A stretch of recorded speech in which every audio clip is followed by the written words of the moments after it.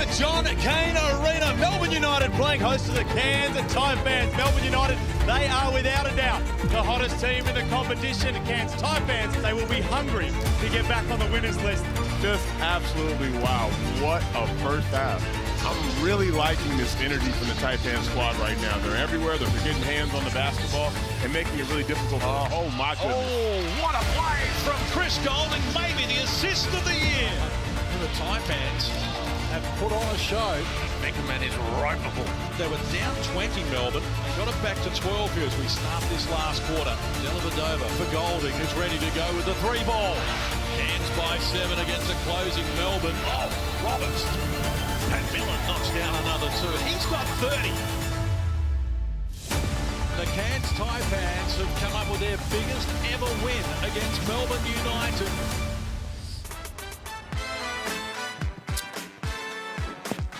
It was round 9 where the Cairns Taipans pulled off one of the biggest shocks of the season so far, going to Melbourne and defeating the all-conquering Melbourne United on their home floor at John Cain Arena. Tonight, they look to repeat the dose, this time on their floor at the Cairns Convention Centre. It is the final game of 2023. The Taipans playing host to Melbourne United. Great to have your company in the Hungry Jacks NBL. I'm Jack Heron alongside Derek Rucker and Pete Hooley for the final time this year. Gentlemen, good evening to both of you. Well, good evening, Jack and Hools. My first time down here in the hub, and I'm quite excited, looking forward to it. Hools, great to see you. Oh, I'm looking forward to this game, a revenge game for Melbourne United, no doubt. And the Taipans, they want to show some consistency. Have a look at this. Dean Vickerman has the #1 offense in the league. They're flying, and defensively the second best, but at times they look like the best and far and away in that category. So the ladder leaders, favourites for a reason. But Cairns got the best of them last time they met. Well, let's go back to that last time that they met, and it was Patrick Miller-Hools who led the way. 32 points.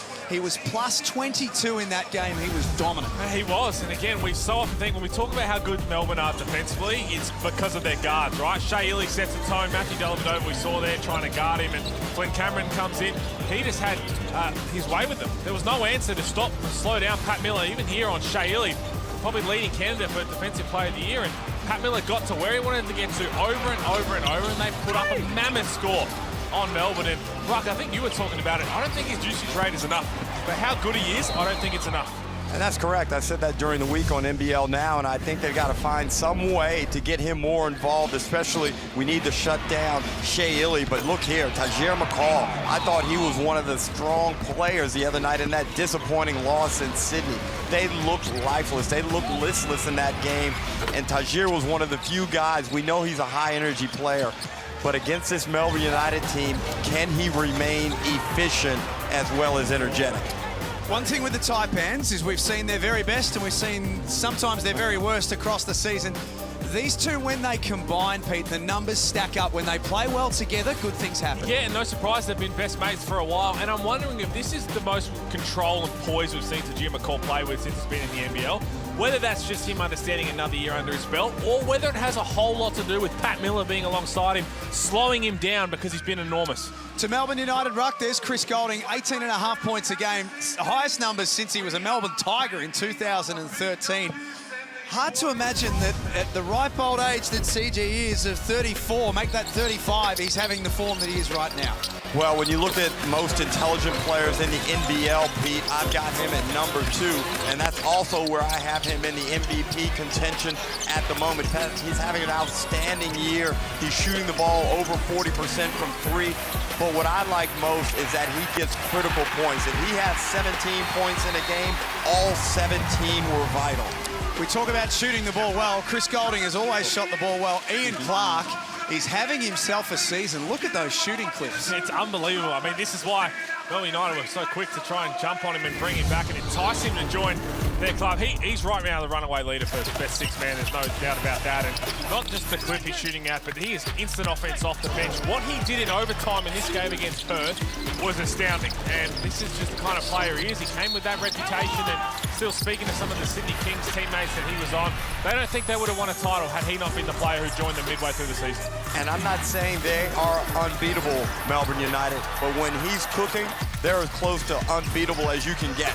And I don't know how you beat this team when he is knocking down that shot and being creative and confident. There's Luke Travers. His numbers against Perth last time around were fantastic. Played a big role in that game. But this is the thing for opposition teams when they come up against Melbourne United, is they can get you in so many different ways. Well, they can. And guys come in and it's almost like you're seeing the roster that week, the scout, oh, there might be a couple of players out hurt. It doesn't matter because the players who aren't on that list right there, the likes of Kyle Bowen, Flynn Cameron, these guys are ready for 20-plus minutes a night. And you throw them out there and they can have an impact. And Melbourne United are so good with their player recruitment. They know who they're getting and why they're getting them with a real purpose.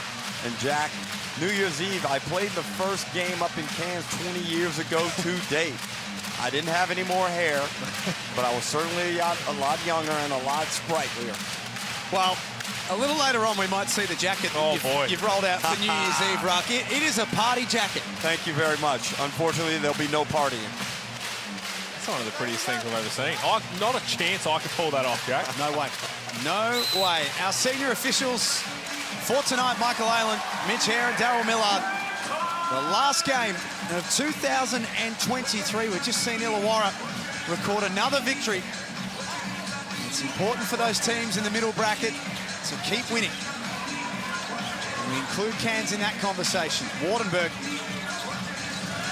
swings to McCall, back to Wardenberg, opening bucket to the home team. That's a really good start, and you can see that Melbourne United, they start cross-match so they can switch everything and try and get the right matchup down when the shot clock starts to wind down, and just that little pocket pass, that's going to help Sam Wardenberg's confidence. He had a couple of good games. He dropped off his last one, and they need a big output from him. Only 2 points on Friday night, Sam Wardenberg, and their loss to the Sydney Kings.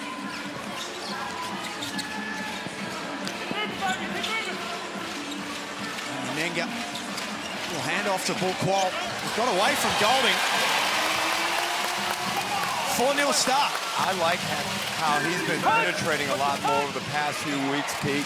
We know he shoots it well. Again, another guy who's over 40% has a loose pass there from Illy, and Miller's out on the break. Euro. I'll be getting a timeout here from Dean Vickerman. There you go, no surprise. I thought it might have came after that layup from Bull Qual. They've started slow. He's not happy. This is deja vu all over again between the last 2 times he's played. Oh, this just careless turnover from Shea Illy, and Pat Miller pounces on it. Not only that, but Delhi does well to get back. Where's the rest of the team? There they are there, but no one boxes out. Offensive rebound and a quick timeout, no surprise. So it's the Taipans who lead 6-0. A timeout after 1 minute and 15 from Dean Vickerman. Pre-game, Joe Healy caught up with a man who's in good form at the moment, Sam Menenga of the Cairns Taipans. Sam, December's been pretty good for you. You've been averaging 13 and 6 over your last 5 games. What's been the key to that? Confidence, just really Forty having trust in me and me having confidence, just go out there and do what I do, putting the work in day in and day out and trusting it. Just letting go and playing freely. What is Forty like as a coach? It seems like there's a really great team dynamic and there's a lot of buy-in from the guys. Yeah, he's good. He has a lot of trust in us, but he has a lot of he really believes in our capabilities, and if we don't show up to that, he'll let us know too. So it's a good balance what he has. What is the feeling among the group coming into this one off the back of a loss? Just bounce back. That's all we can do. Backs against the wall, we've got to perform and bounce back. Well, they'll need to, and they haven't had a great record playing in this venue this season. They're 4-5 on their home floor. And that's disappointing because you have the travel factor. You get up there in that warm weather, Pete, you've done it. As Golding attacks with the left hand, United on the board. You get up there in Cairns, first thing you want to do getting off the plane is get in the pool. It's a crazy, I think I mentioned it last week on the broadcast, it's a really tough road trip. Unless you've done it, you don't actually understand, because you're thinking the time difference is not like you're going from the East Coast to the West Coast, but it actually really is. The humidity, all the weather, trying to figure out when to sleep, and you're right, getting in the pool, all of that, it all adds up, and teams often come out flat. Just hands from Illy. Again, Cairns are getting looked from close range. Bully ball from Pat Miller. Well, Pat Miller wasn't great against Perth. He found his way into the game late, Pete. I think he finished with 18 points. But you can see he's committed tonight. He feels the moment. This is a big-time game in Kansas, a traditional annual game, and they don't want to lose this one just for their fans, but let alone the ladder. Well, as Jack mentioned as well, when we've seen them at their best, when these two teams played each other and they put up 115 points, we've also seen them when they're not so good, and they can be You're far in between. I think this is their best starting lineup. I think when Sam Menenga's out there, they look great, but it also allows Sam Wardenberg to be his more traditional power forward. I think he was playing undersized at the 5 and they were asking too much of him. He's a unique prospect, right? He's not a back-to-the-basket guy. And you play him in the centre in a game like this, he has to match up against JLA on the other end, and I don't think that's the best for him. That's the Taipans by 7. Let's welcome in Joe Healy courtside. Evening, Joe. Evening, guys. Just listening in to the Taipans there. Really, really positive from the group. Everyone engaged at the moment. I spoke to 40 before the game. He said that result against Sydney was a stinger. He told me they embarrassed themselves in that fourth quarter especially. It was a 20-point blowout in the end. He said hopefully it's the kick up the backside that they need, and it's certainly looking that way right now. Well, they're off to a very good start as Travis opens his account for the night. Menenga for 3. He's got this in his game. That time, though. Best shooter from Davison, Jack. Correct. Wildcat. I was waiting for it. I thought I'd get through a quarter. But I like the fact that he shoots it as the ball gets a bit crazy. The fact that he's willing to shoot the ball augurs well for his future because he's only going to get better. I'm not sure that was a travel, Pete. It didn't look like it. It looked like it was nice and patient. And again, I think that's come from Coach Ford too, right? Fordy's telling him, look, if you're going to be out there, we could potentially have 5 guys willing to let it fly from through. We know Pat Miller, that's probably the one drawback on his game is his inability to knock that down consistently. But Sam Wardenberg finds his stroke again. Everyone can step out and shoot it. Shea Illy off the mark. Dellavedova trying to force his way in. D from Wardenberg, not to foul. Taipans maintain their early lead. Oh, that's costly turnover. It's been a couple now for Cairns. Illy to the other end, makes them pay. Well, the other night in Sydney, they had 10 early turnovers at Taipans, and it really cost them at a moment in the game when they had gotten off to a good start and were playing well. That's too easy. Down the other end, and this is highlighted right. I'm all on board this evolution of ball qual. I've loved it this year. When he talks about the aggression, not just to let it fly from the perimeter, but to put the ball on the floor and make things happen. And again, probably the only knock on his game this season is we saw it the first quarter, a little bit in the second quarter as well the other day, and then he just went quiet as JLA steps out to say, whatever you can do down one end, Sam Menenga, I'll let it fly as well. Don't see him shoot a lot of the 3-ball anymore, Joe Lawala-Chul. Previously, he was happy to let it go, but much more selective this time around. Cuts it back to 2. Miller. Little pass inside for Wardenberg was excellent. And I think in this game, for Cairns to give themselves an outstanding chance to win, you see JLA, good technique, nice balance, lets it fly. But for the Taipans to have an excellent chance to win this game, they've got to be very efficient in their early offense, even if it occurs after a made basket, Pete. We saw Bull Qual take advantage earlier, but then in their half court, knowing how strong Melbourne United's half court defense is, they've got to be sublime in their execution. And again, part of that execution, I thought, just there from Sam Wardenberg was the awareness of where he set that screen on Shea Illy, right? He set it a little bit lower to the point where Shea Illy had to fight over. If that's set at the 3-point line, Shea Illy's just going to slide under. Pat Miller shoots 26% from 3. They'd live and die by that all game long. Except you set it a little bit lower than that, you can't go under, and then gets a little pocket pass. 3 points for Sam Wardenberg. Bull Qual, the leading scorer in the game with 4. Lawala-Chul. Force baseline. Now Dellavedova, 5 on the clock. Swings from one side to the other. And again, that ball moves. Krebs caps it off for 3. Outstanding offense. Sacrificed a couple of decent looks for an end of shot clock outstanding look.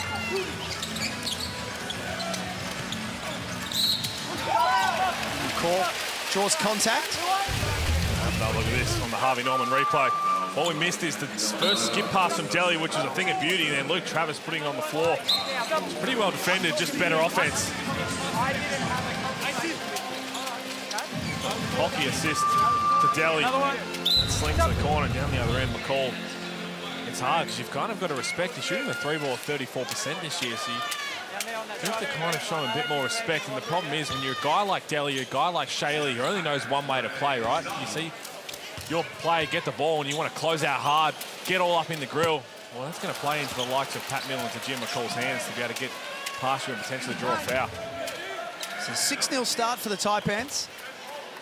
I mentioned, Pete, when they met in round 9, Cairns jumped Melbourne in the first quarter as McCall leaves both on the line. 31-17 they led at quarter time in that game. And then put another 36 points on the board in the second term. Mario hooked Bordy into the game for his first minutes. Well defended again. The miss and the foul. And Jack, I'm very curious, knowing the success Josh Roberts had in that victory down in Melbourne against United, will they go back to him? Because, Pete, we haven't seen Josh Roberts in ages. Well, I'm no coach, but it's something that if I'm 40, it's got to be in the back of your mind, right? Not just offensively, but defensively. He was getting blocks, he was protecting the rim, altering shots. Man, again, probably the fact that he hasn't played too much since is going to... But he hadn't played too much prior to that one. Exactly right. So it obviously doesn't worry him. It could be just a kind of break glass in case of emergency type. But again, I thought that the other night, Adelaide versus Perth with Sunday Detch and Bryce Cotton. Didn't happen too often. No. I don't think there's much of a vaccine for Bryce Cotton at the moment. Has there ever been? Well, some of you guys early in the season, I'm not saying you were part of that crew, but there were some people. Don't look at me. No, I'm not you. You know how much I love Bryce. Present company, I'm mostly excluding. I think I may have heard Hool say a few things every now and then. I just highlighted the first 5 rounds. Bryce is on a historic tear right now. No doubt. We spoke a lot about Chris Golding's MVP candidacy and Clark straight into the game, but it's fair to say Bryce Cotton's put a fair gap between him and everyone else, hasn't he? And the way he's playing, though, if this continues at that rate for the rest of the season, it's kind of game over, isn't it? Pretty much. It's been an unbelievable turn of form since those first 5 rounds. Menenga catch and shoot for 3. I love what Bull Quall's doing. Getting that ball on the deck, creating, looking, exploring his opportunities really well, and then setting up his teammates, Pete. Bull Quall, baby. Menenga takes care of the loose ball. It's 5 rebounds in the opening term for the New Zealander. You might be getting your answer to your question, Ruck. Ready to check into the game.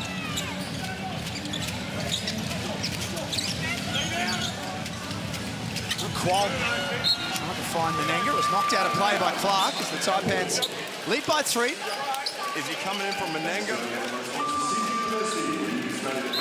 There you go. And again, that's what happens. Remember what happened last time? 40, and would have had the conversation with him, no doubt, saying, hey, you played really well in your minutes against Melbourne. I'm going to throw you out there in this game early. Be ready for your opportunity. Had 22 points in that round 9 game. In the 7 games since, there's an easy bucket off the inbound for Armstrong. In the 7 games since the Melbourne game in round 9, he's played a total of 31 minutes. Curious case of Josh Roberts. Flynn Cameron. It's it back up top. Shot clock at 5. Battles out. Good look. So we just saw this in the previous game as well, and it's something that Melbourne United, with their depth, Dean Vickerman started to do a lot more, is little minutes in the first and second half where the entire bench unit plays together.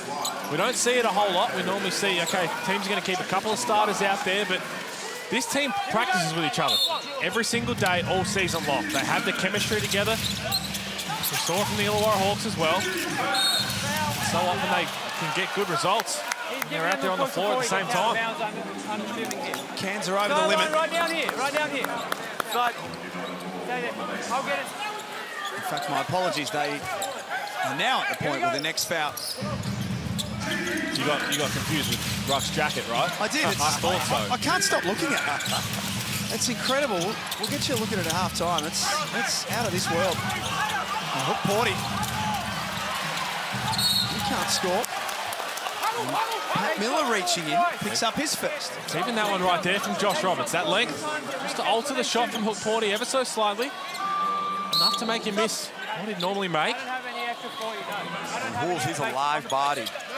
Down A here. little bit undersized, but he's got long arms. And he can cause havoc on both ends, rebounding the ball. Clark, feet set. Hook Porty monsters the offensive glass. Back out for Cameron. 23. Blue. Oh, it's 23. Gee, that's About that O-ball. That's an impressive O-board. And Roberts hung in there with him, but Porty just had too much mass and athleticism. Just that little size difference, and my, did he go up.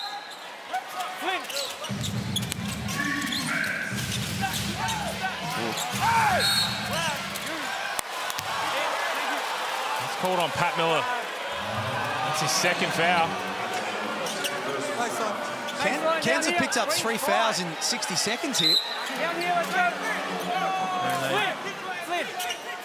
Not even looking to challenge any of them, Keep so coming. I need to say that they're all pretty good.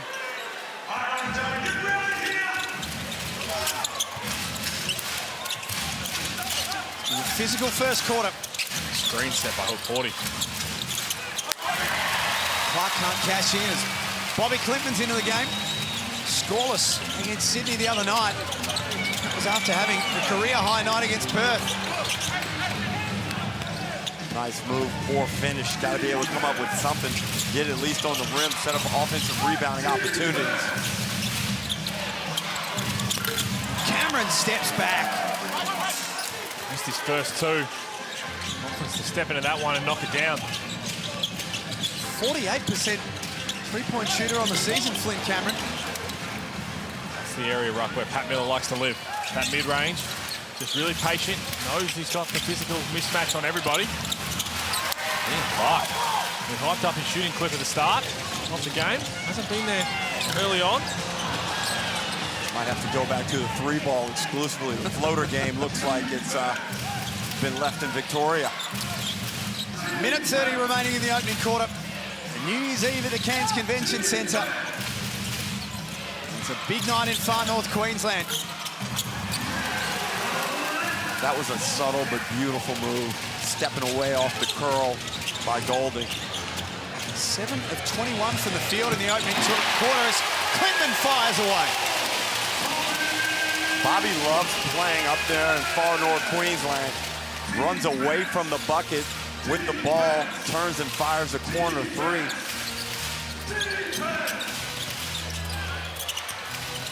Oh, Porty wants to get back to his left. What a move. It was blocked by Roberts, but the speed off the dribble. Casual. Pow. Free throws to come. I told you about that jacket. There is Thank you. the New Year's Eve special. Yeah, this will get it done, Jack. My goodness. Yeah. That is, Thank you. if only there was someone else in it, it'd be a 10 out of 10. Talk about going into 2024 with low self-esteem due to your colleagues. Thanks, Pete. You look phenomenal.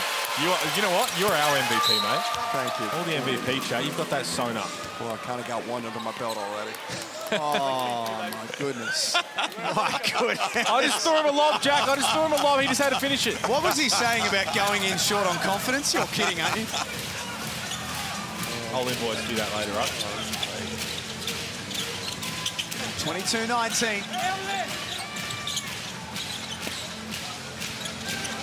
It's Qualt trying to work his way into the paint. Great pass for Roberts. Bulls, you can see the evolution of Bull Qual in the past 3 weeks. It's happening. He's not hacking around as much, getting himself into foul trouble. More selective with his 3-ball and bringing his teammates into the game off the bounce. Shaley wide open. The last opportunity of the quarter belongs to Cairns. They led this game from the start and have set the tone in the first quarter. And Miller dumps it inside for Roberts. He's United's kryptonite. 26-19, the Taipans lead at quarter time. The Cairns Convention Centre, your host venue for New Year's Eve basketball in the Hungry Jacks NBL.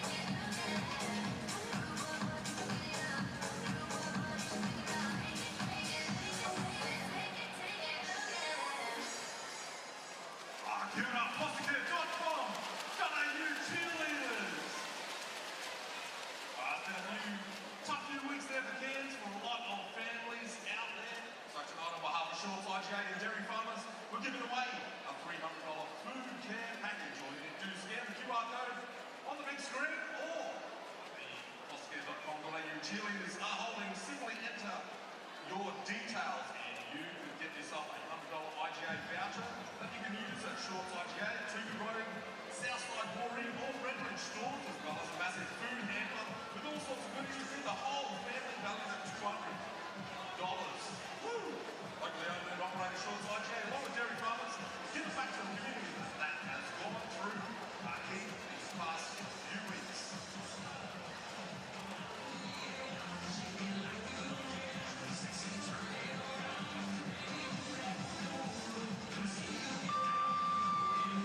Great energy in the first quarter, Orange Army. Well done. We've still got about 3 to go.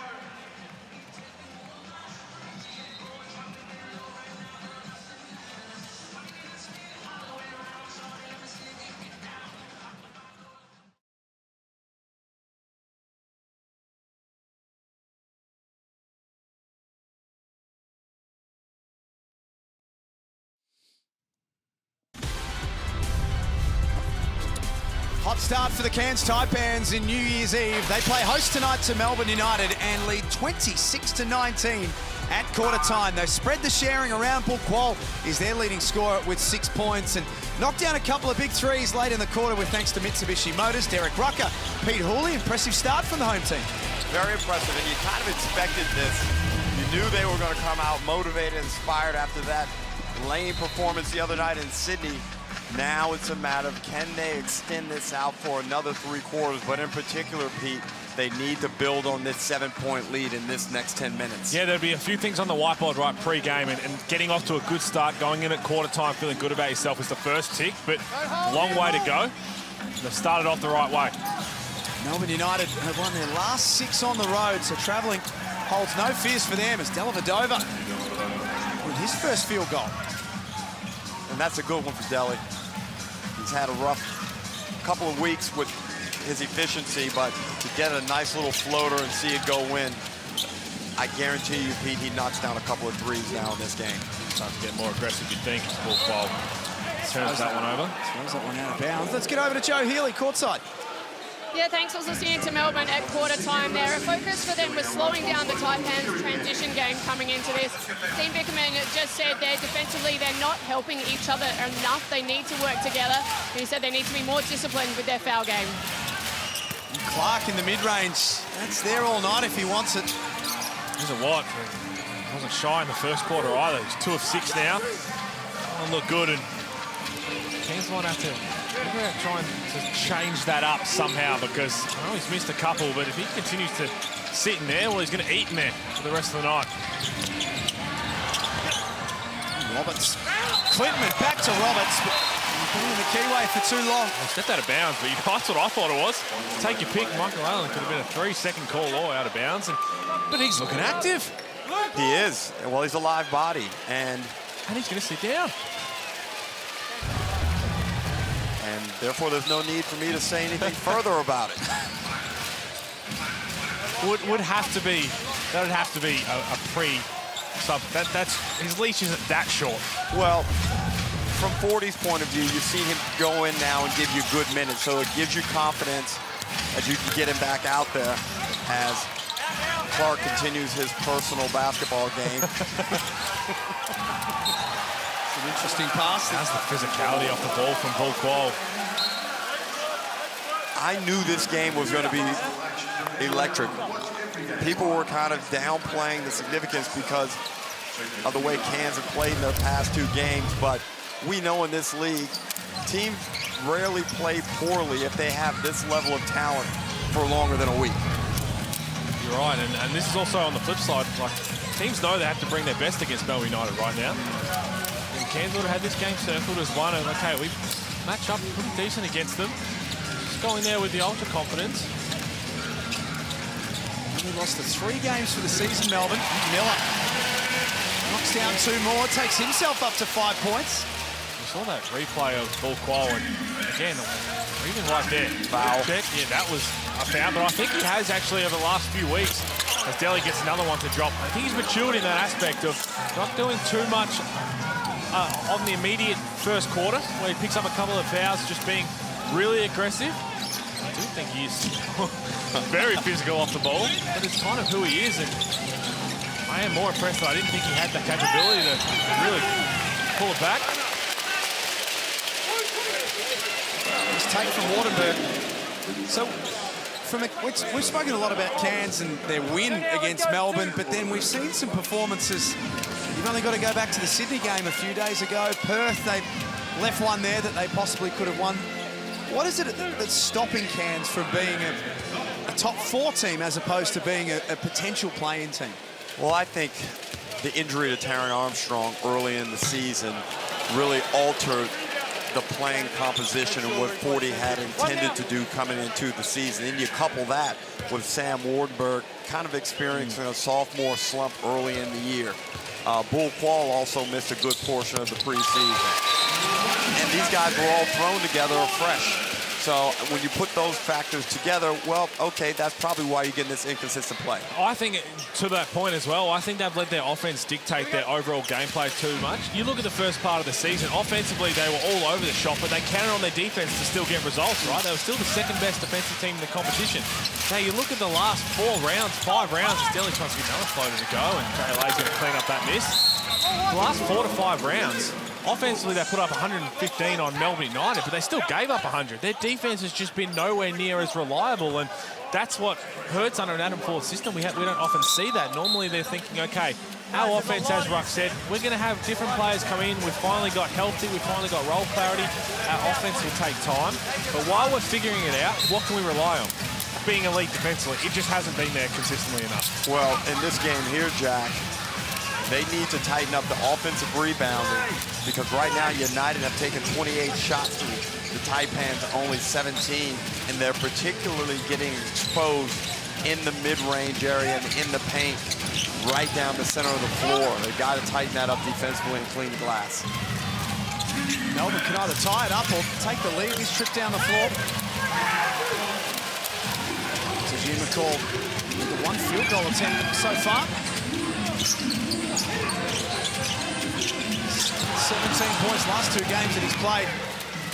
Here's a turnover, which is starting to creep into the Taipans game. McCall steps in, makes the right read and takes the offensive foul. Okay, so New Zealand Breakers head coach Modi Mayor got all in my grill the other day up in Brisbane.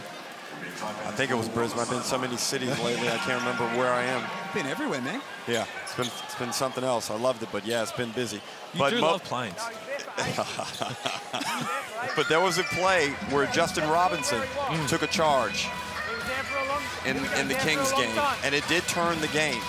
But it was in transition, semi-dangerous, Pete. You know what I'm talking about as a player. Very similar to that one. It's something that was done a long time ago frequently, something we don't see as much now, and that a lot of people want legislated out of the game. That one wasn't as bad because JLA had the ball previously and then got rid of it, but there was still time to get out the way. The one where the big runs the lane, you're talking about that, and they have no idea and kind of get blindsided by it. I don't like that at all. Oh, that's dangerous, you're right. What's the big supposed to do? You teach them to run the lane. I'm not a fan of that at all.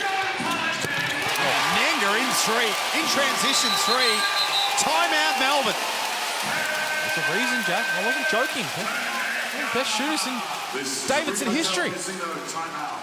And Bit of Michael Redd about it too, I keep saying. And yeah, very good analogy, Michael Redd. But you know, full credit to Sam Anenga because there was a stretch there where it appeared he was in the doghouse, wasn't playing minutes, and he's come back since that time and been extremely productive. And one of the things we've seen him unleash is this 3-ball. Well, speaking of being in the doghouse, Josh Roberts had been in the doghouse for most of the season, and we spoke about it in the first quarter. You go back to the round 9 game, he was outstanding against Melbourne, had 22 points.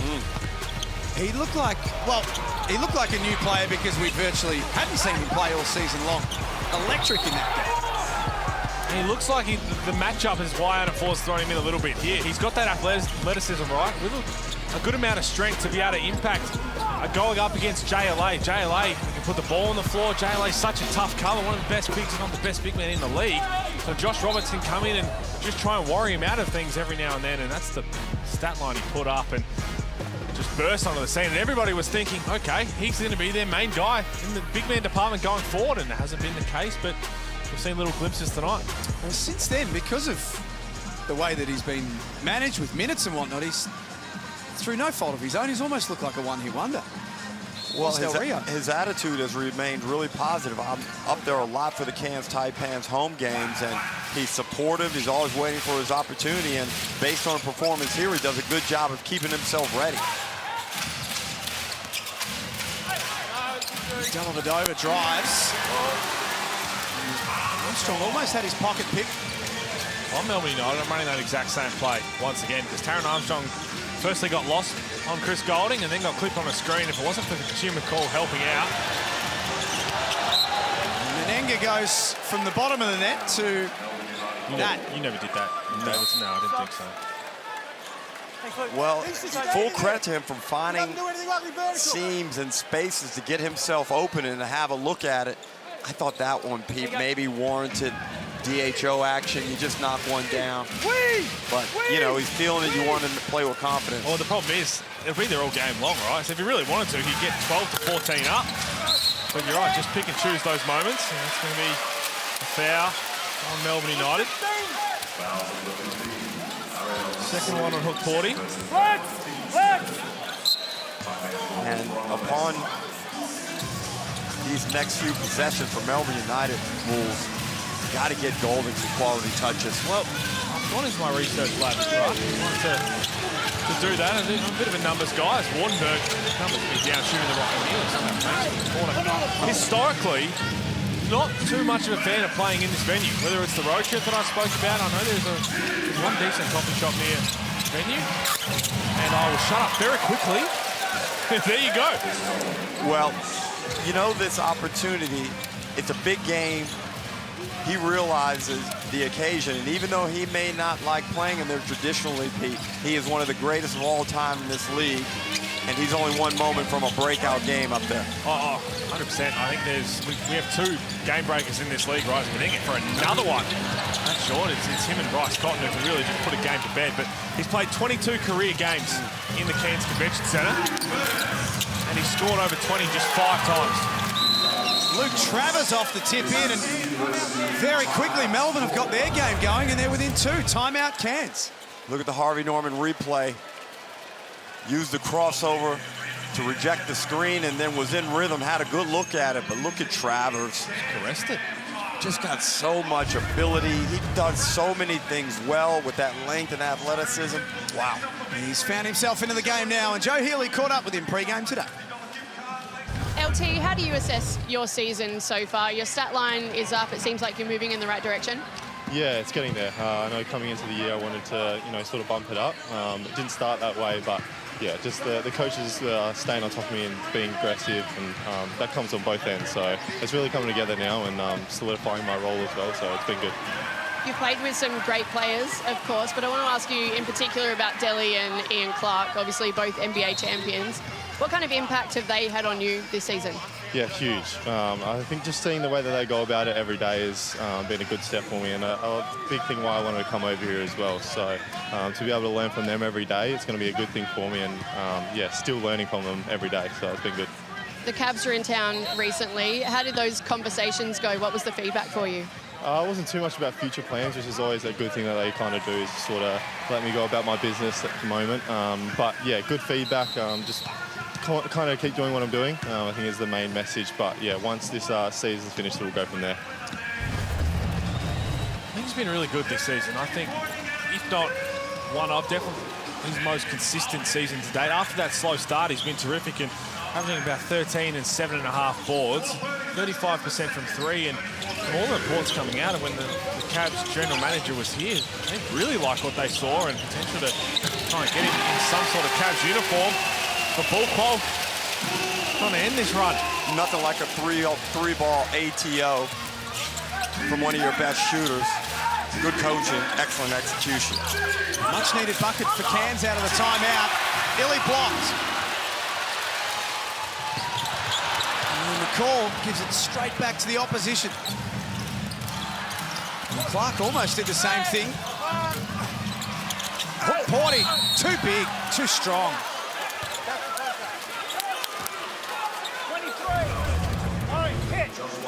Have a look at this. This is that Spanish action they like to run. You don't see Josh Roberts. Look at Josh Roberts. He's sitting on top of Chris Goulding and then uses his athleticism to block it.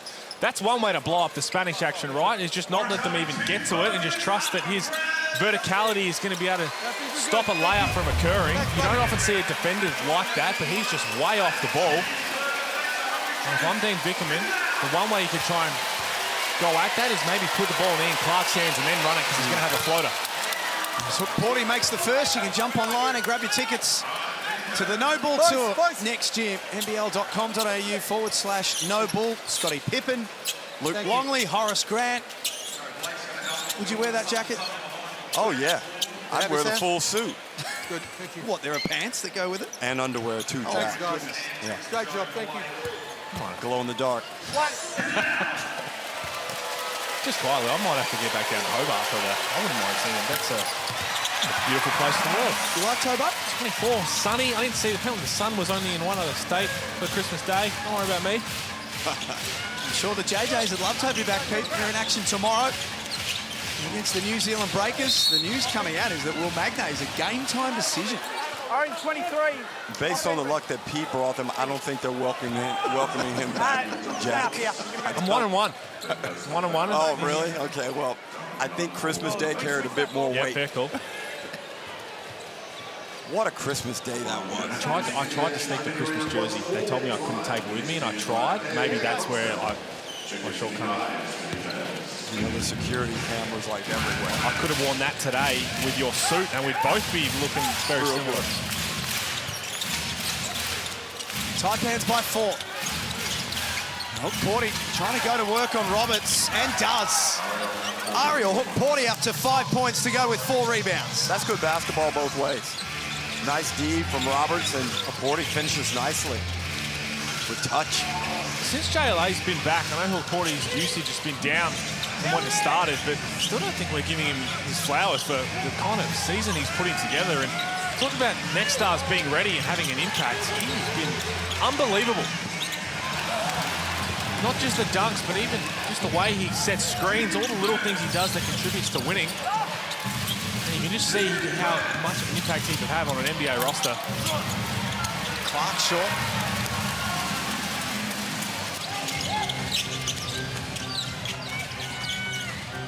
Wardenberg has his options cut off, so the Taipans reset. The shot clock rolls to 10 for Bull Qual.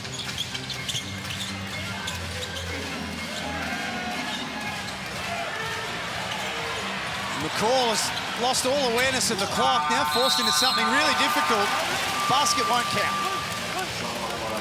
Bull Qual made a mistake there. When you extend the dribble that long and you finally get that defender out in a stretch situation, 5 on the clock, you're doing your teammates a disservice when you just flip the ball to them with no advantage created at all. Grenade. Bull Qual's better off going there. Oh, nothing worse than a grenade, is there? Just throw it with the shot clock winding down and you've just got to make something happen. That's why I pointed him out, because I didn't throw him. It's a free chance for points. Exactly. Didn't airball and didn't throw bad passes. What were you saying about confidence again? He won an MVP, Jack. Do you not know that? Oh, come on. So we heard. Come on. Guy can't even stick up for himself around here.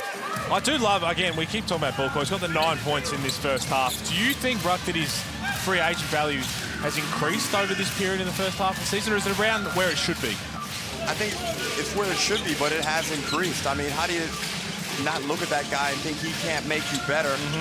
And you're going to have to pay him more than what he's at currently, and it's going to have to come with some security of multi-years. And that's the thing, is Pat Miller's way up there. There's Jim McCall finishing his good mate's mess, and that's the interesting thing, right? To contribute to winning. Defense wins NBL championships. I'm going to harp on about it until I'm blue in the face. If you're not a top 3, maybe 4 defensive team, you're just simply not going to win a title. And the stats prove it year on, year out. But from a talent point of view, Pete, who else is like him? There's not many. There's not many, especially now that he's unlocked the offensive game. But the thing, if I'm Bull Qual, I'm thinking the grass isn't always green on the other side, right? I trusted Adam Ford. I trusted this environment to help me get to where I am this year and even the first 3 years now of his deal. Would that be the same elsewhere? Big decision to come. He picks up his second foul there. Turnovers for Cairns, that's 9. in the opening half. 2 here, let's go, go. Line up, push up. 2 here. Can't hurt yourself. They played too well in this first half to throw it all away with silly mistakes. There's Josh Roberts. Let's go, line it up, Tim. Sitting behind the bench. What's he doing back there? Thinking. It very well could be one of those where you come off and you feel a little flattered. I only made one mistake, like I've had a decent impact, like I've sitting down again. But don't look at me, you never came off, so you wouldn't know anything. No, but I'm sure he's probably, you know, wondering what's going on. And maybe distance is the best solution right now. No, you're spot on. 4 points, 3 rebounds. There's a block, a couple of turnovers, which probably didn't help his case. Miller for McCall. Drops it off for Menenga. Pristine basketball from the Taipans. And I talked about that earlier, Pete. The necessity to be able to find early offense and capitalize on it. That was a great example right there. Sam Menenga has 11. Travers at the other end. Can't wait to see the replay of this unnecessary spin pass from Tajir McCall. It wasn't unnecessary. Well, not for Instagram.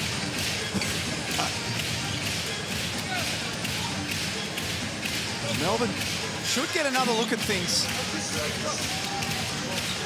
McCall winds that clock down. Head down to the basket and scores. Beautiful move on the left hand. You know how difficult that shot is? Pick that thing up with one hand at full speed, get a nudge, and finish it off the glass. What a talent he is going to the bucket. Little pocket dribble. Gets Clark on the hip. Contact, bucket. Top 2 in the competition for fast break points. He leads the competition in steals coming into this round. Still averaging nearly 3 turnovers a game, but it's well down on where he's been the first 2 years in the league. And again, I think that poise, that maturity, yes, he's playing off the ball a bit more as well. Dellavedova with trying his hand late. Luala-Chua couldn't control it. And Cairns maintained their lead at halftime. They were challenged in that second term by the visitors, but take a 45-40 lead into the main break. A very good first half from the Cairns Taipans and a solid first half from United, which results in an outstanding first half of basketball, Pete. Really fun from both teams, and I think the thing that Cairns will be happy about the most is they kept a team that's averaging 95 a game to 40 points in the first half. Let's get over to Joe Healy. Yeah, thanks. I've got Sam Menenga with me. Sam, really positive first half there. Some good battles. You and Josh up against their bigs. How does it feel for you? It's fun. It's really fun right now. Really keeping that energy going, doing a good job being physical and bringing the fight to them. What adjustments do you want to see in the second half to run away with this one? Clean out turnovers. There's a few too many turnovers. Like, we don't need that, especially on like some kick-ups, but other than that, we'll be fine. Good luck for it. Thank you. New Year's Eve basketball in far north Queensland. It is the home team, the Taipans, who lead by 5 at the main break. This is the Hungry Jacks NBL.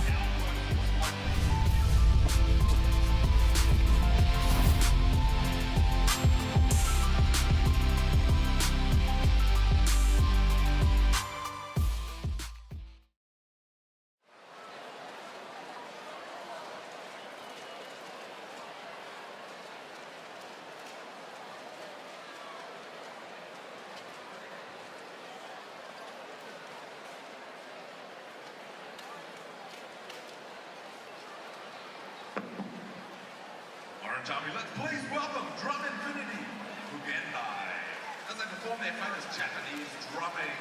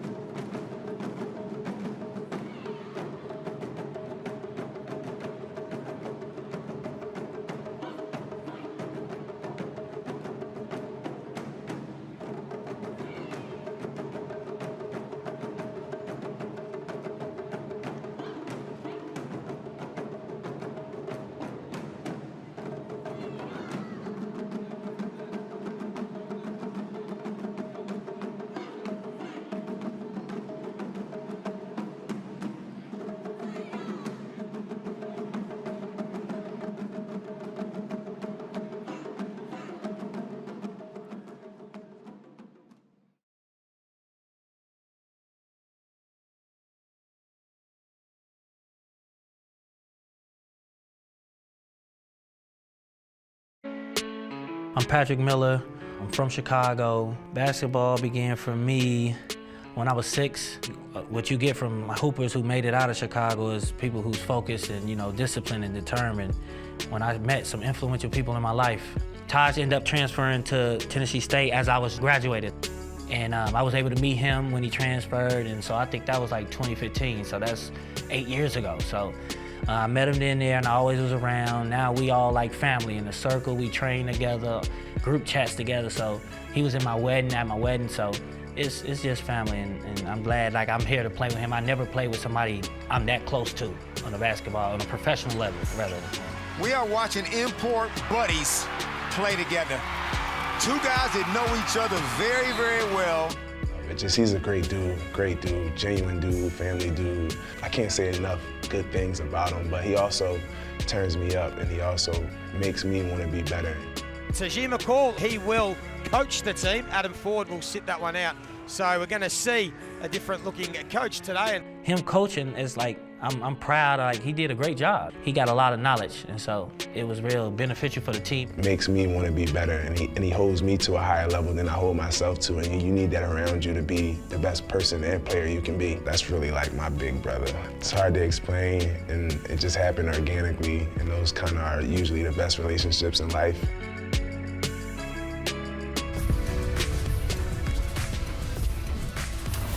It's a great relationship between Tajir McCall and Pat Miller, and it's working for the Cairns Taipans. When they're on together, good things are happening, and good things are happening tonight.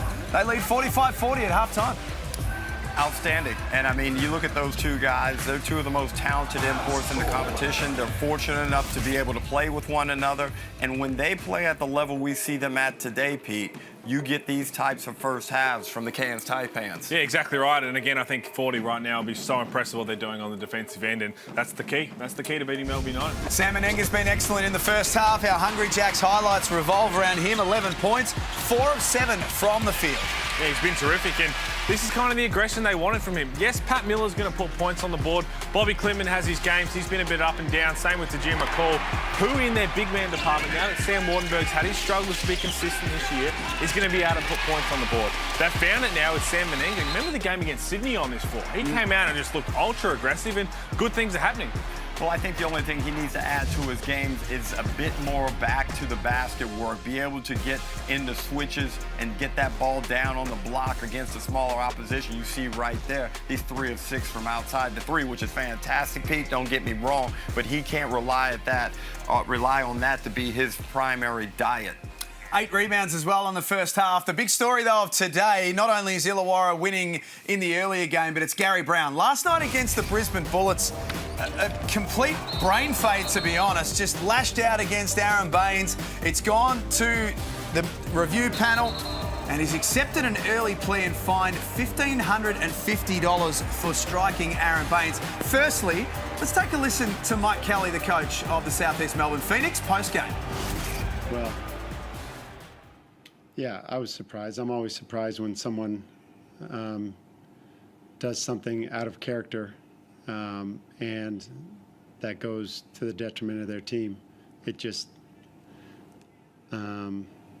selfish plays really surprised me. So from a guy like Gary, who's a great guy and loves his teammates. So, yeah, really surprised.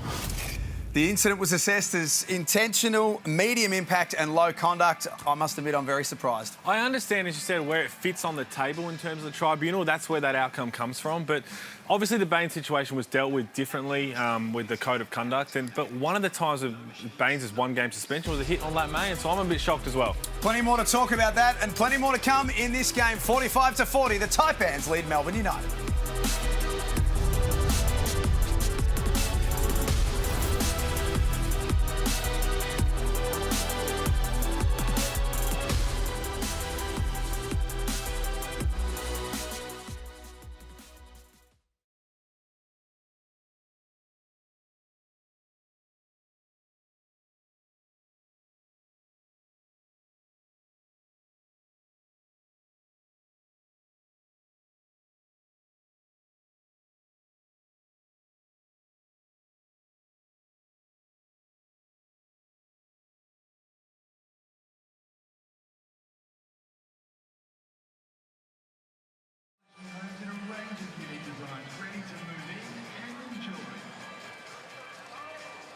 home features a seamless indoor-outdoor integration with a patio, spacious backyard, and now colour-on side fences.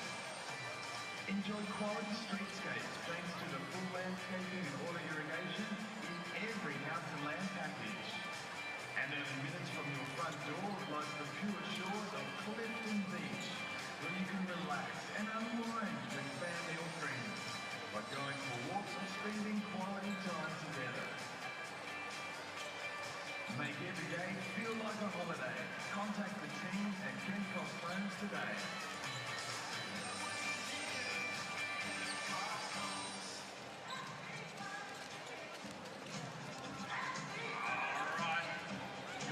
University Cairns Taipans want to wish the following members a happy birthday: Francesca, Peter, Carol, Joanne, Nolene, Melissa, Natalie, Pip, Chloe H, and Perry. Hope you guys had an amazing birthday, had or have or will. And also Chloe G, Flora, Jago, and Charmaine. Happy birthday, that's coming straight from your Senior University Cairns Taipans. Have you guys had an amazing birthday or will be having an amazing birthday and celebrating this New Year's Eve?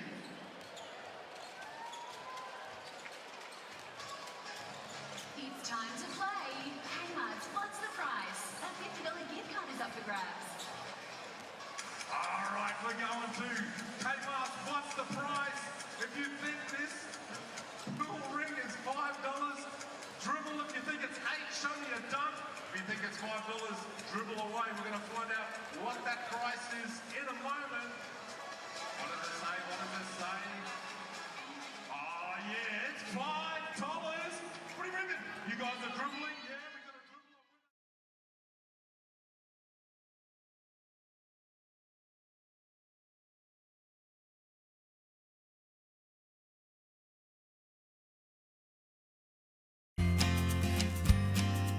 Bunnings is backing the next generation of ballers. Today we're going to have a heap of fun. I'm going to surprise a family. They're huge basketball fans and they love the Phoenix. I'm going to jump in the car. Hello. We're going to head down to John Cain Arena and we're going to have a blast. Do you know who I am? Yeah. Ah, God love you. How about those shirts? You like them? Yeah. The Bunnings Ballers. Can I ask you a question? My word, you can. Is it true that you held the most score for 11 years? I did, 11 seasons in a row. I was the leading scorer, but that was a long, long, long time ago, my friend. Hey, Meso, give me some love, brother. I thought you could wave this sign and maybe get the whole crowd to chant out, defense! Defense! Now, you might be saying that, but I just want you to know, in your head, you've got to realise, it's all about the offense. Yeah. It's all about shooting threes, getting to the rack, dunking on people. That's really what we want to see.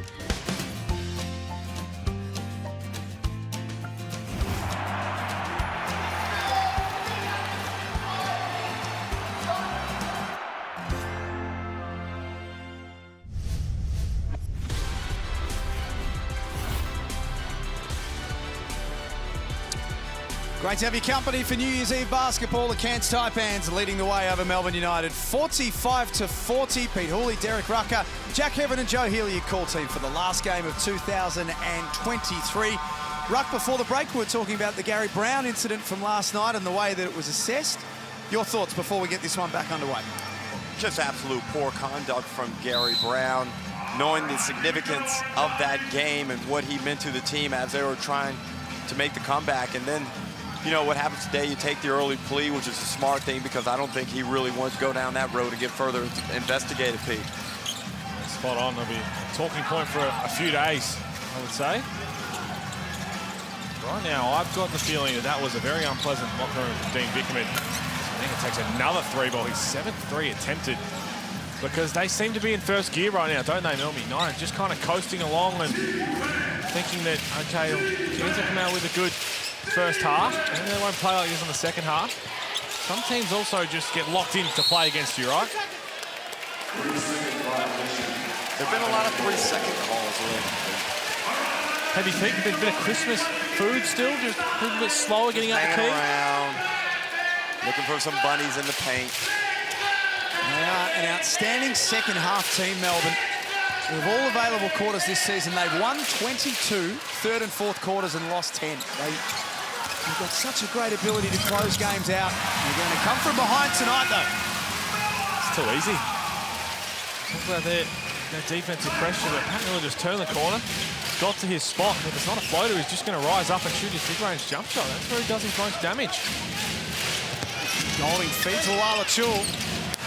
Just so tough to guard. That length doesn't give the defense much margin for error. Turnover number 10. See, the patience that United had, right? They were just waiting for Chris Golding to get a little bit of separation from ball qual, enough where he could turn the corner, where if Sam Meninga doesn't jump at that, he's going to get a wide open three. And he jumps enough to give JLA the advantage. Cairns 8 wins, 11 losses for the season. Looking to square that up to 500 on their home floor. Shea Illy from downtown. Pete, we're seeing the trade-off between good shooting and careless ball handling and passing. The Taipans realistically should have a double-digit lead, but they're killing themselves. That's a goaltender. Good call.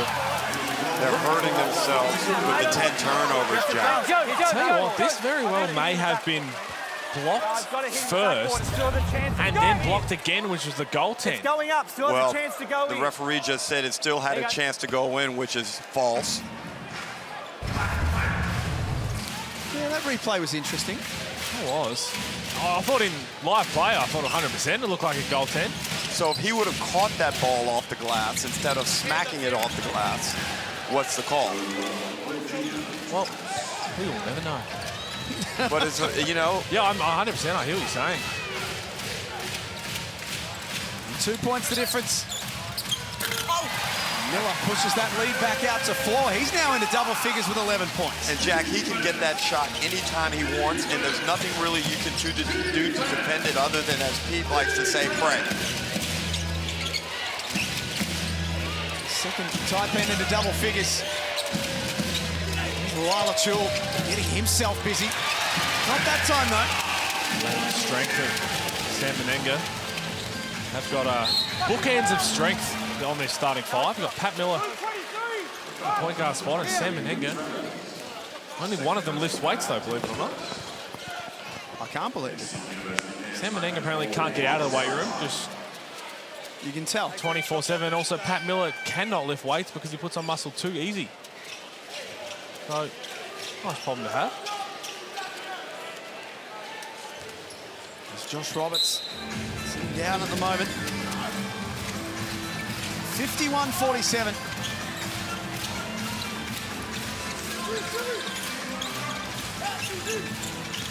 Qual and Golding's been an interesting matchup. Not short on that jump shot.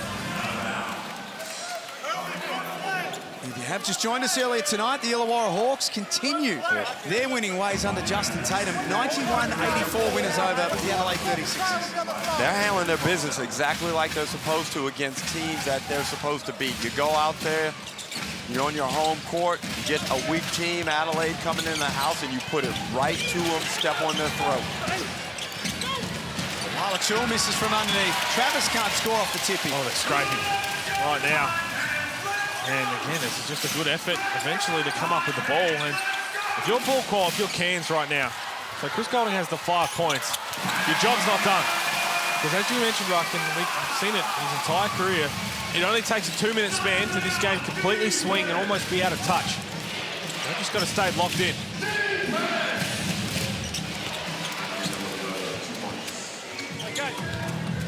Delhi really needed that one. 2 of 8 prior to that shot. I still think he's got some 3 balls left in him, but he really looks committed to getting paint. Hits. Yeah. It's been a while since we've seen a team get this deep consistently on the offensive end against Melbourne United. Whether it's a one-on-one play like that or just turning the corner on a ball screen and just getting feet in the paint, getting to their spots, a floater, it's an open shot, they kick it out. Shooting 55% tonight, Cairns, from the field. And one of the main reasons is their looks and how close they are to the basket. McCall went straight into a brick wall that time, though. It's exactly the same brick wall that he put on Shaylee down the other end. Two really good no calls. Now right here, Pete, in the modern game, this is where it kind of causes myself and Andrew Gay some consternation. Run something purposeful, and they get out of it. But you know what I'm saying? I think in a playoff situation, you need something a little bit more directional. I like to have another look at this. There's the M1 opportunity. Have another look here. So ball call.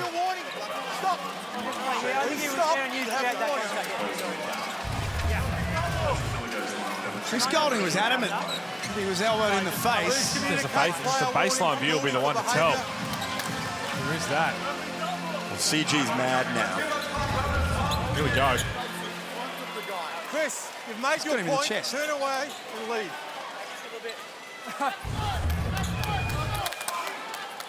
Ball call just said, going to play through it. Technical foul. And that felt like it was inevitable. Technical foul. Blue 43. Technical one shot followed by two. One shot for the technical. And had the behaviour warning just before it, so. It's not so much that the elbow potentially got in the face. I think he did a great job to stop and not take up the landing space of ball qual. I think he was basically saying then that I've stopped where I am, and then the contact's been made with me. So if there's contact coming forward, should that be an offensive foul? Now, had he cleaned up ball qual, he was trying to get him in the air, then it's a different conversation altogether. Well, also away from the ball, Pete, they fell asleep and they allowed Miller to get wide open underneath the bucket. Poor defense away from the ball and no help either. The Taipans are back out to 10. It's been a while since they've had a double-figure lead. That looked like the right call too, though, on Ian Clark, an offensive foul. He's going to look at it here, so. Well, that's a foul in there anyway. So right here, so ball qual tries to draw the foul, and so he doesn't take up his landing, so he stops short, and then ball qual. There's a flop in there. The initial foul should have been called on Golding. It looked like they let them play through it. I was happy with nothing there. 5 minutes remaining in the third term. Taipans have led the way from the opening bucket tonight. Josh Roberts back on the floor. Qual from the free throw line. That's off the front. Oh, boy. Trevor's a little indecisive. He's having to take it himself.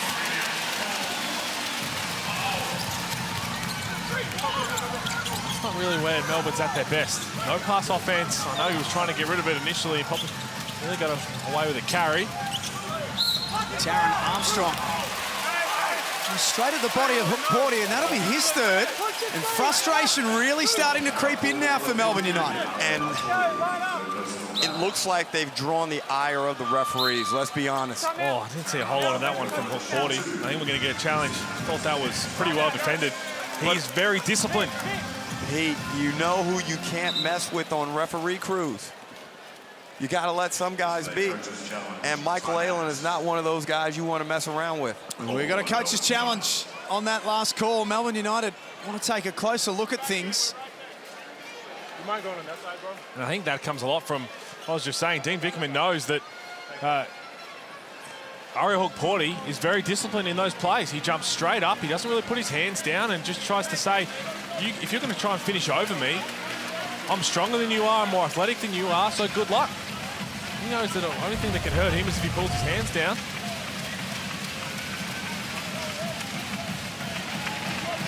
Thoughts? Another angle would be nice. I think the baseline angle will tell us. Here we go. I mean, Taron Armstrong's the one who initiates the contact, right? Because Porty's jumping to the side and doesn't bring his arms down.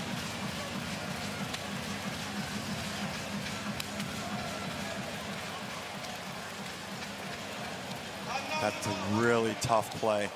I think that's better suited as a no call. Yeah, it might be hard. You might be right, Ruck. It might be hard to overturn because there is the contact, but in live play, I think I'm letting that go. We've had some really difficult challenges over the holiday period. Michael Adams just hamming it up to the crowd at Cairns. He doesn't do a whole lot wrong.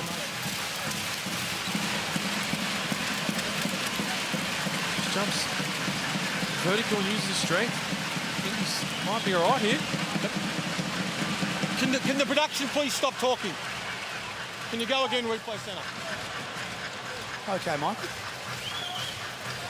Oh, that's all nice, isn't it? Thank you. After review, the coach's challenge is successful. The call on the floor is cancelled. We resume with a jump ball. There we go. Right decision, I think. I mean, we saw that, and as you said, Rafael was okay with that being a no call as well. And again, that's just discipline from Arohuk Porty to know that when that contact's made from the offensive player, not to collapse. We so often see that, right? When you've got a smaller guard going into a big ruck and they dive into your hips and all of a sudden your hands come down and it's an easy call. He just stayed straight up knowing that he's stronger and more athletic and try and score over me. And the hardest part is keeping those hands straight up. Spot on. Fingertips towards the sky.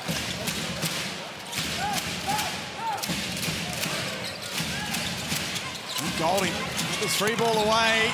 You said it earlier, Derek. They've made him mad. He needed that. Even if it was just a field goal attempt, it was vital that United get Chris back in the game emotionally and focused as Wardenberg misses. And here comes that United run.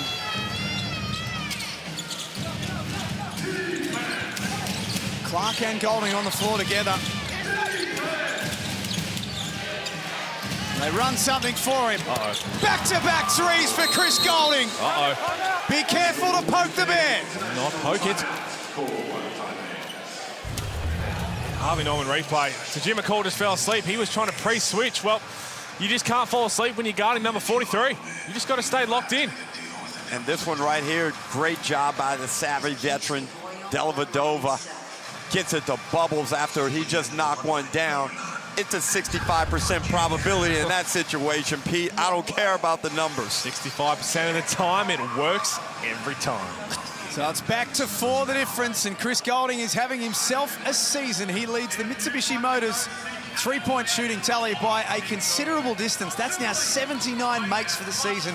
Next best, Bryce Cotton, who's also having a really good second part of the season shooting the basketball, followed up by Jordan Crawford. And also Paul Quall, who's, as we know, shoots at a high standard in this league. But Chris Golding is a long way out in front. And what a fight back from United.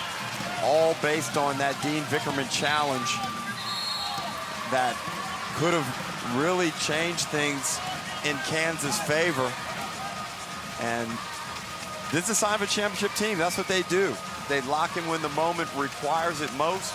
And now we got ourselves a game probably quicker than we had anticipated. And that's why I love the coach's challenge when you use it correctly, because to be honest, Dean Vickerman wouldn't have had a great angle of that initially in live play, but he knows his personnel and he knows what he just saw from his angle and says that I don't think Porty would have done a whole lot wrong. He's shown all season long the ability to stay vertical. And then all of a sudden, Chris Golding gets open and Jim McCall fell asleep for a split second. Late clock for Cairns. Clinton might have to get inventive fast, falling away. It's good defense from Melbourne United. Joe Healy courtside. Yeah, thanks, Jack. I was just listening to Melbourne there. You said it, you don't want to poke the bear. CG is fired up right now. And they're definitely not panicked either. They won't be worried by this deficit. United have won 6 of their last 7 games, even trailing at the half. So they know they're very much in this and they've got the momentum. One play that you want to keep an eye on for Melbourne United. So you see how close Paul Quall now. He's basically sitting in Chris Golding's pocket. I like to call it a super curl. Well, it's kind of a diversion. He will curl around Ian Clark, and then he'll be the one to use that down screen. And everyone will be worried about Ian Clark coming up to shoot the 3. That's a little sloppy from the visitors. Now, if we go back to that possession before the challenge, remember when Bull Quall came down and we thought he may have elbowed Golding in the face, and I said that they needed offensive structure? We still haven't seen much structure since that time. They were trending poorly offensively, and it's continued now. They've got to find a way to get this ball moving. I don't love that. It's turnover number 12 for Cairns. They're shooting themselves in the foot. Golding in transition. And Kyle Bowen hits the offensive glass. Porty plays through the contact, no foul. Taron Armstrong with numbers against him, blocked by Porty. Saw that coming. And all Chris Goulding had to do was wall up. He saw his big fella running the lane and was going to bring the help. Right there. Ian Clark's now found his touch. That's just too deep. So everything that Cairns were doing to Melbourne early on, when turning the corner, getting to that little mid-range or even lower for a floater, Melbourne have started to return the favour. They've scored the last 8, Melbourne United, and it's back to 2 points the difference. Less than 2 minutes before three-quarter time. And Taron Armstrong left open. Shooting it at 28% across the season from deep. Clark steps back. Uh-oh. Loose ball for Goulding. Melbourne in front for the first time tonight. Let me tell you something. When an average player gets an increase in confidence, it takes him to a decent level. When a great player gets an increase in confidence, he can win games on his own. I like that. That's probably the best in the biz, right? There it is, offensive rebound. Best time for a shooter to let it fly. Well, it's even better when you're that man. You've seen a couple go down in this third quarter. This is a very precarious little minute here for the Cairns Taipans because the ladder leaders are charging at them. Well, it is, and let's see the play they run up here. Melbourne United, you think it's going to have a heavy dose of the man who subbed out of the game, which it will not have. Yeah. Well, also about this time, the home fans start checking the phones and see if, you know, that plan B in case we lost party is in play now. There's a minute to go. You got to keep him on, right? He just hit a massive 3-ball. Minutes ago, he hits another one here and just zaps the energy out of the place. Pete, I don't know why, you know where I stand on. I don't even know why you're looking at me and trying to talk me into it. You know I'm on your side.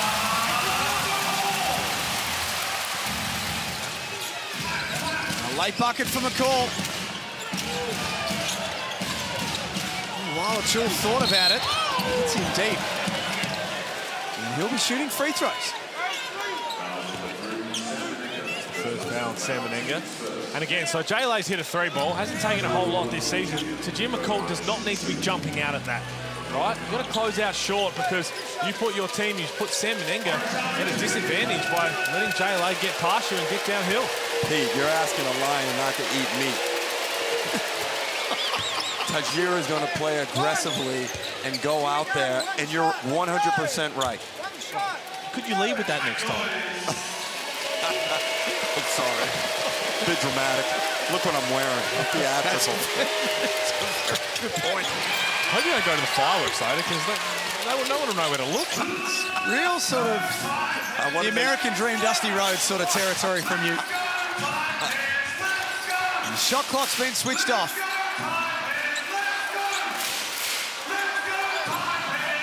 McCall trying to marshal the troops. Menenga from deep. Got it! At the three-quarter time buzzer, Sam Menenga continues to fire away, and the Taipans take a 3-point lead into quarter time. New Year's Eve basketball, Cairns 66, Melbourne 63. This is the Hungry Jacks NBL.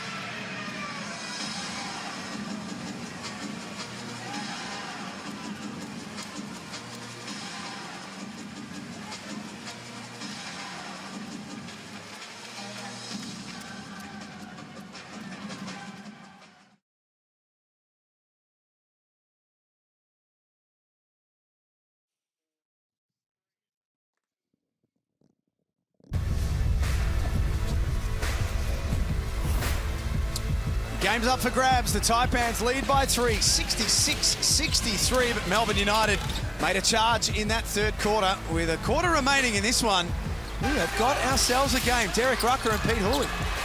Well, Pete, the danger is Chris Goulding and JLA both got going in that quarter, and it's an odd one, right? Because if you would have talked to the Taipans before the game and said, hey, you'll be up 3 going into the fourth, would you be happy? They'd say, yeah, but based on how the game's gone, they're probably gutted.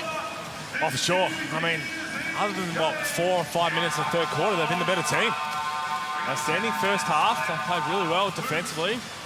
Just gave up 23 points that half, so they're around the mark defensively where they need to be. Anytime you allow a team 20 points on average each quarter, you should be in good stead to win the ball game. They won 3 of their last 4 against Melbourne, the Taipans.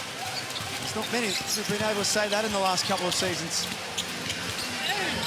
Krebs baseline, nice take, a 1-point game. He's really underrated this season, Tanner Krebs. When he's come into the game, for a guy whose minutes could be so sporadic, to come in and just be ready to roll whenever your number's called, Sam Menenga is just saying, you know what, I'm just going to have a 3-point contest on my own.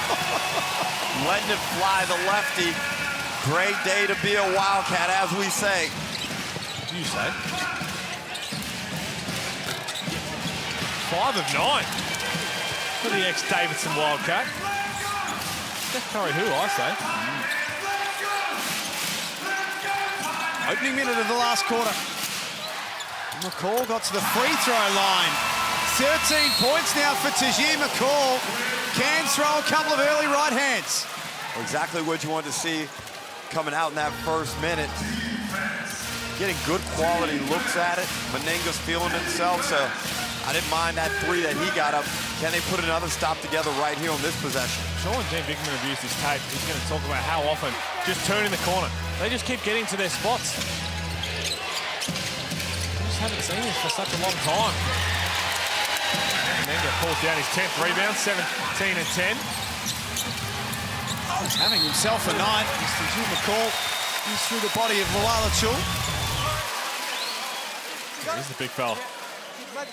No, I think that's 46% from 3 he shot in, I think, his junior season it was at Davidson. And that second one from McCall is the one that you really mentioned, Pete, that would drive you crazy, the ease of it. Are you heading along to the Globetrotters run? I will be. I mentioned this the other night. I'm not sure if I can use that QR code because I don't think my phone works well with QR codes. So if anybody is willing to donate some tickets. What do you mean? It's about, like, Nokia 3315s are so, they're done now. It's time to upgrade. Gazy just got one for Christmas. What do you need? I actually took a picture with Gazy's phone the other night. Couldn't tell which pixel was you? Not good. Yeah.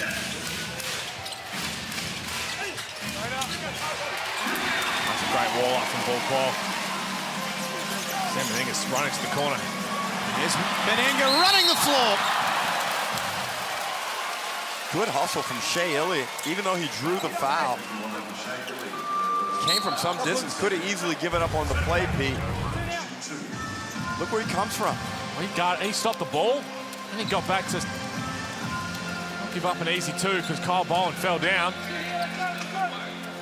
Can't teach that, that's just all effort. He's a really, really interesting prospect, Sam Menenga. Decided to forego his final year of college to turn pro. I have some freedom to move a little bit. It was a bit of a slow start. It felt like he was trying to work the whole thing out, but except for that one. I'm on the action for you. It feels like now he's worked it all out. And he played in a very cerebral system at Davidson under the great Bob McKillop primarily. And we see the physical nature of the man. Right. Doesn't back down. He's got an enforcer mindset also. And the skills are only going to improve as he becomes more familiar with himself. And his overall play will improve as he becomes more familiar with the competition. We so often see guys come straight out of college, whether it's a couple years, the entire time, but if you're body ready to jump to the NBL, the physicality of it playing against men, you find your way in that rookie year, right? If you get enough opportunity, just because your physical attributes are ready to roll. And Kyle Bowen's another one who's been thrown out there and just throws his weight around, knows what he's doing. Alex Dukas running around for St. Mary's now, will be the same next year. 8-2 start to the quarter for Cairns as Ian Clark helps himself to 2 more. He's quietly up now to 12 points. Can't get complacent now. if you're the Taipans, because Melbourne aren't going away. They've got weapons everywhere. They keep getting good looks.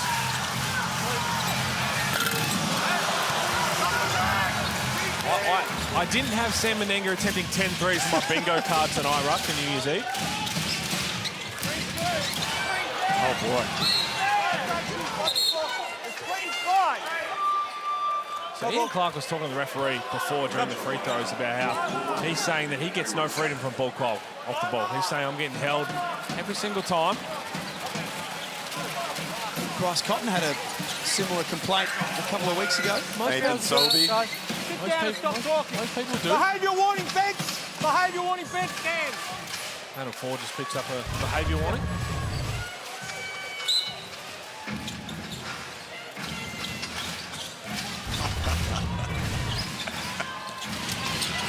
Clark, same spot, same result. It's back to 5.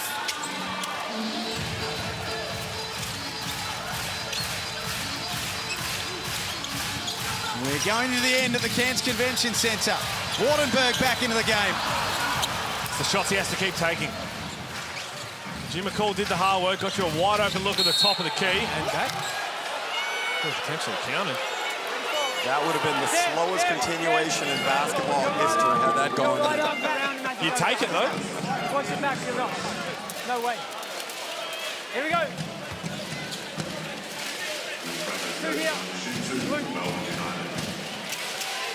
Cut, line it up, let's go, let's go. Travis, top 10 in the competition. Steals, rebounds, and field goal percentage. We've got 3 locals, I think, currently leading the charge for the Next Generation Award, which is great. Under the age of 25 by next year. Luke Travis, we just saw Sam Froling, Josh Bannon. I forget how young Luke Travis is. No burgers for the Taipans fans.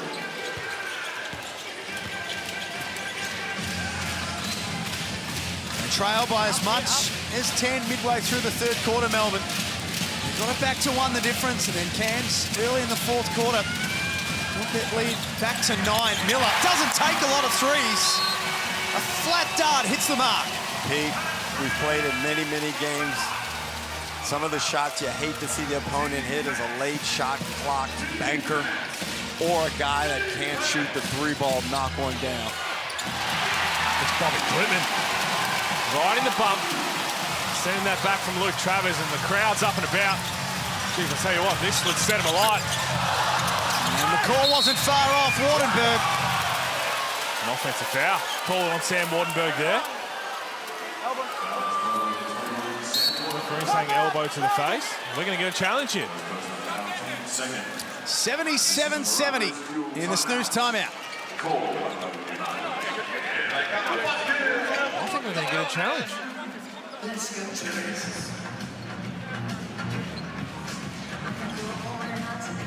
6 minutes 21 remaining. Just waiting for confirmation on that challenge. Let's having a quick little look at, and this is if this is what happened in Christmas Day a couple of times with Scott Roth.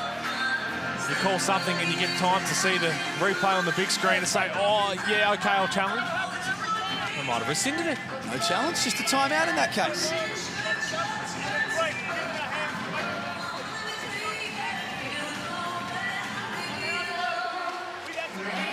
Adam Ford can sense that he's got his team, again, into a winning position. It's about how they close it out now, Rob.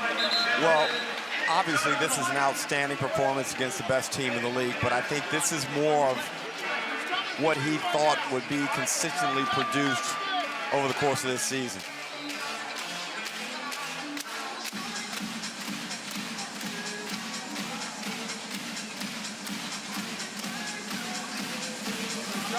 It's the Taipans who lead by 7 at the Cairns Convention Centre, just confirming no challenge before the break calls. I thought I heard the referee say coach's challenge, and it was the offensive foul on the rebound. It looked a little innocuous, but it did look like it was there. And Paul saw enough to say that I might hold on to that.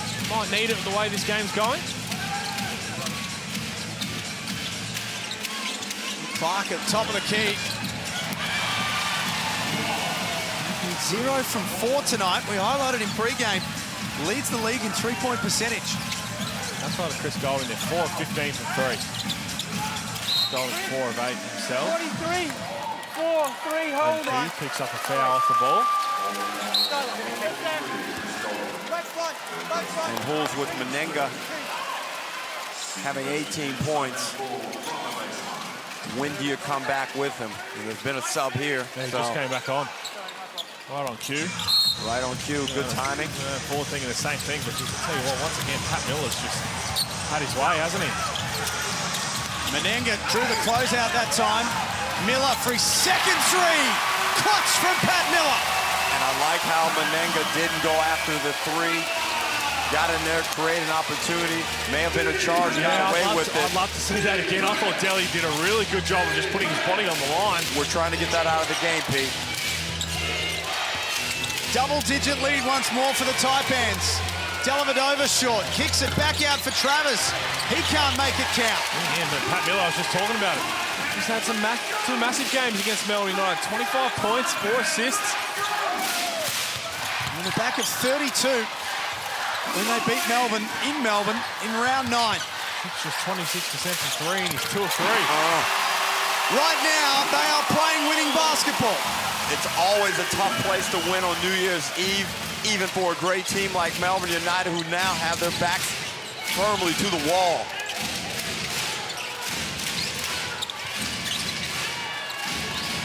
Delhi top of the key. Menenga keeps Porty off the glass. Yeah, we're getting close to getting JLA back in there trying. See JLA and Shea Illy. If you're Melbourne United, if you're Cairns, you just got to keep getting good look. Just like that. It's so important. I know it's a 14-point game now, but Mr. Harvey Norman replay. Oh, yeah. He's done everything he could there. He's still got to knock it down. And it's just tough from Bulkwall. Shooting the ball so well in NBL24. Bulkwall really came out aggressively in his matchup against Golding and was putting that ball on the deck in the first quarter, and he created a lot of the success that's been the platform for this Taipans 14-point lead.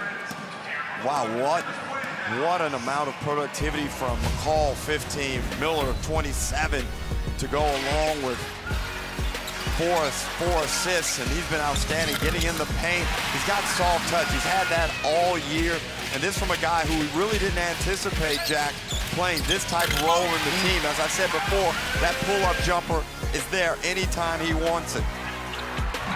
Again, we're going to look back on this and see all the success that the Taipans have had. And as I mentioned a couple of times, Dean Vickerman will look back at the tape and just be like, they got too deep too often. I think that was a charge. They got away with it. Pat Miller's still got to knock down the 3 ball and shooting 26% from the season. Not in this one. Look at his blackboard shot chart. Ultra efficient. 69% from the floor, 67% from 3, and hasn't missed a free throw. He's just having his way. And again, I think that's the one thing to take away from it. If Melbourne can't come back and win this, and look at how many times they let him turn the corner. How many times they let Jim McCall just come off a ball screen, get below the Blackmores logo, and just make plays. That is not going to help Melbourne's cause. Straight out of the timeout, they immediately give it back to the Taipans. Game-high lead of 14 points right now. Wall in the mid-range. Sam Wardenberg's down right now. Miller got the ball back for Cairns, but the concern, as you say, Pete, is with Sam Wardenberg. Well, let's see what happened, but just didn't move. Just want to review that rebounding action. Oh, we've got a pause. I don't really come from the inadvertent elbow. So see Wardenberg with JLA tangled up. Oh, he cops it. A hip and then a foot from Tajir McCall after the wrestle with JLA.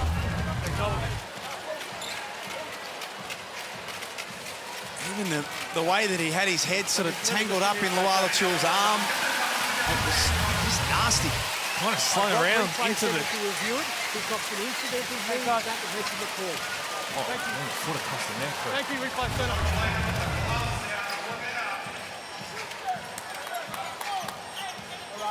Ready? He's trying to... Ready, back, here we go. Saying that it's that elbow from JLA, more so than the contact from Jim McCall. Miller on his way to the cup. Clintman upstairs. The lead is 16, and they look hard to beat right now. Excellent poise. Way to split the... Wow. Back-to-back turnovers.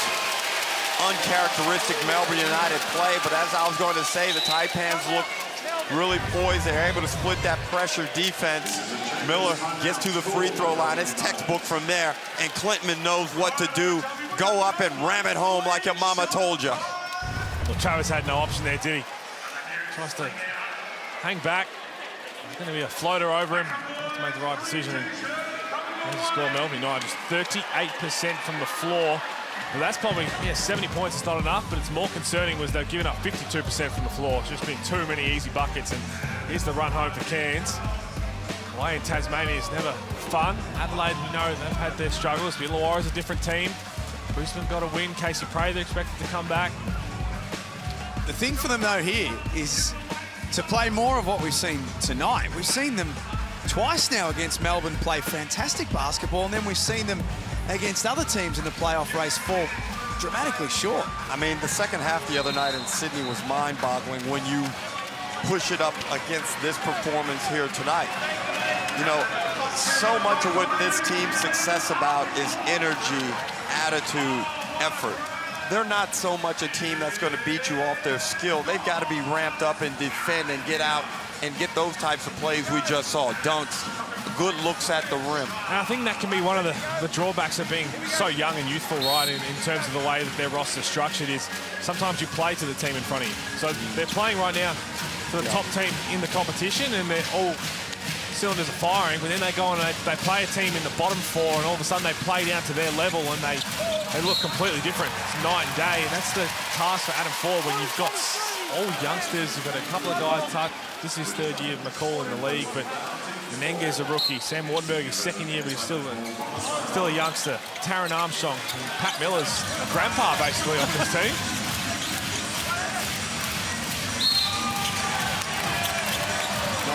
Whistle for the foul. Joe Healy courtside. Yeah, thanks. Just in the Cairns camp here, Sam Wardenberg back on the bench.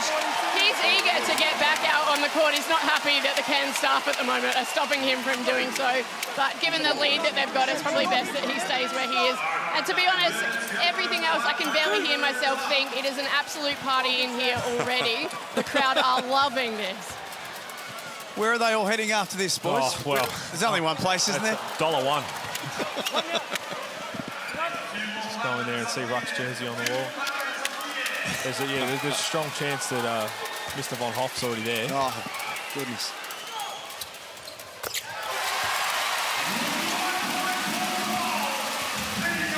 This is the ultimate way to start the New Year's Eve party for the Taipans.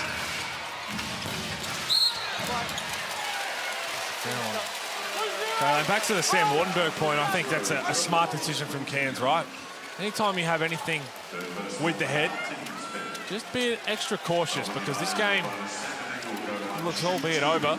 There's no need to throw him out there if you can't run a concussion test. You can't do any of that beforehand.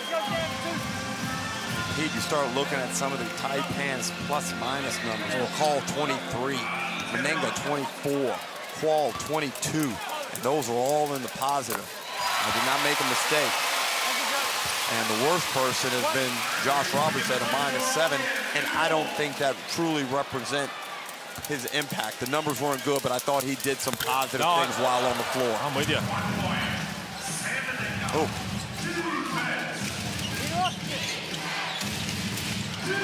Hands from Qual. Knock it away from Golding. Tip in will count for Melbourne. That's 13 offensive rebounds have Melbourne United. Taipans beat the press. Less than 3 minutes remaining. And Pete, it's rare we see a team attempt 16 more shots. Sorry, 13 more shots, now 12, as Menenga continues a blistering tear from the three-point line. it's one of those things, right? You're thinking, what are we okay with beating us? They would say, if Sam Menenga shoots 11 threes, we'll live with that. But that's not the sole reason the Cairns have put up 91, right? Pat Miller's got 27s, Jim McCall's got 15. Yes, the 6 or 11 is probably not what they expected, but the Taipans have 40 points in the paint and so many other ones just around it by just turning the corner. They sound like a broken record, but they go back and look at this and say, giving up 91 points. And this is a team that has been notorious this season, okay? Those rare times where their offense struggles, their defense has been good enough to still win those ball games. But when you look at a guy like Sam Menenga, if you watch him shooting the ball in warm-ups, his stroke is nice. The ball comes out of his hand properly. The rotation on the ball is very nice. He's going to be a good three-point shooter in his pro career. No doubt about it. Again, there's one way to keep doing it is to have that confidence. And again, shout out Adam Ford, who have no doubt had the conversation when he put him back in the starting lineup and said, I need you to be aggressive. If you're open, shoot the ball.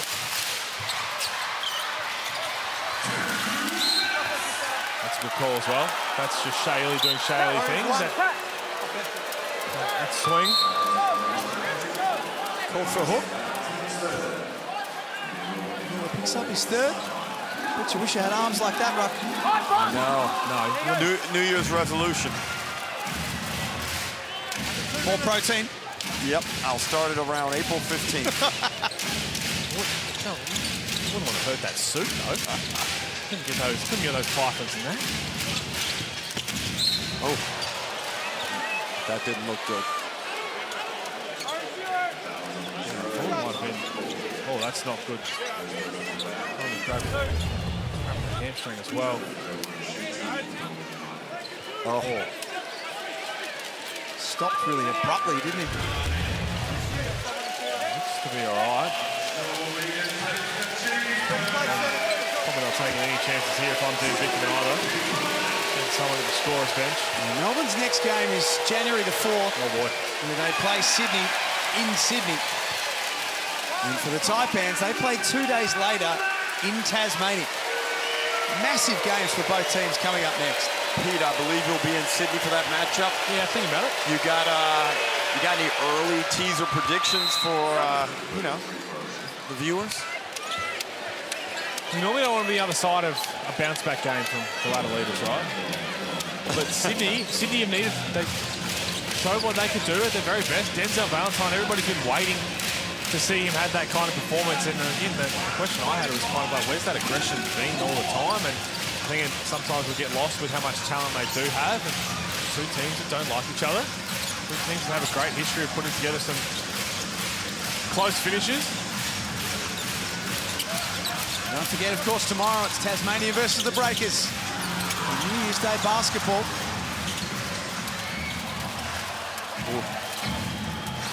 Bowen almost threw that away. Zach Triplett into the game. Kyle Bowen in as well. Tanner Krebs. And there's Ian Clark getting back door. 14 points for Ian Clark. 7 of 15 from the floor, but 0 of 4 from deep. Again, only one multiple three-point maker. And that's Chris Golding, the 4 of 8. Everyone else, 4 of 19, sorry. Jack, back-to-back victories over Melbourne United. It's rare to do. The two biggest losses, I should say, Ruck, for Melbourne of the season have both come from Cairns. Some teams just match up really well against others, right? We see it every single season. There are two teams, Pete, that, well, obviously the Taipans, but I don't see them factoring late into the playoffs. No offense, Taipans fans. And the Wildcats. And the Wildcats, but Perth are the team that really give Melbourne United problems. Brad Newley in as well for Melbourne. Dean Vickerman empties the bench to finish it off. A stunning performance from the Taipans. For the second time this year we're saying that. 93 points, 53% from the floor, 47% from three. They missed 7 free throws, that's let them down a bit.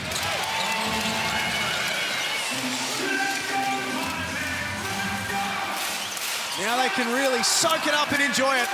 The fans at the Cairns Convention Centre They've turned up tonight with high expectations, and they're going to go home very, very happy. One last bucket for Miller. Just a 30-piece nugget for you. Happy New Year. And he did it with explosion and super, super quickness.